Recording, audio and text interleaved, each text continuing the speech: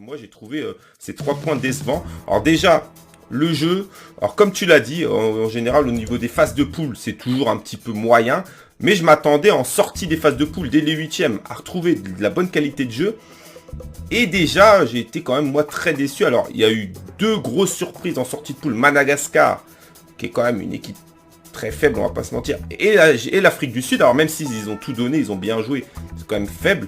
Et je pense que ça a joué un peu. Thomas, qu'est-ce que t'en penses? Bah, ces 24 équipes, forcément, ça allait apporter un petit peu plus de différence dans le niveau, mais ça a amené une vision sur les équipes locales, quoi, stricto locales, quoi, pas les joueurs européens, avec comme l'Ouganda, Zimbabwe, le Burundi.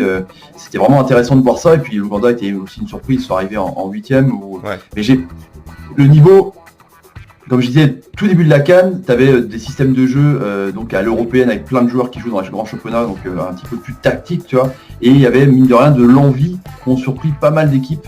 Je pense d'ailleurs au Maroc, ou même le Sénégal qui a eu du bol pas du bol non, mais qui a gagné petitement contre le Bénin ou l'Ouganda.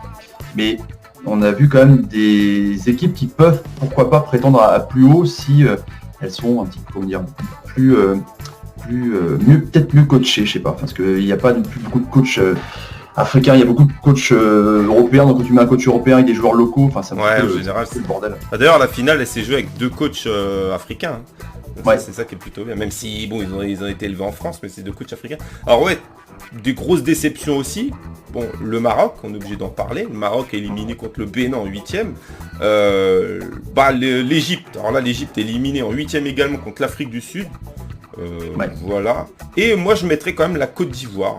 Même s'ils sont arrivés en quart et éliminés par les gagnants, moi je les ai trouvés très décevants dans le jeu. Et à chaque fois, tu vois Thomas, dans ces 3 équipes, les 3 joueurs stars de ces équipes ont été décevants. Ziyech, Pépé attends j'oublie qui. Et ça là. Et Salah.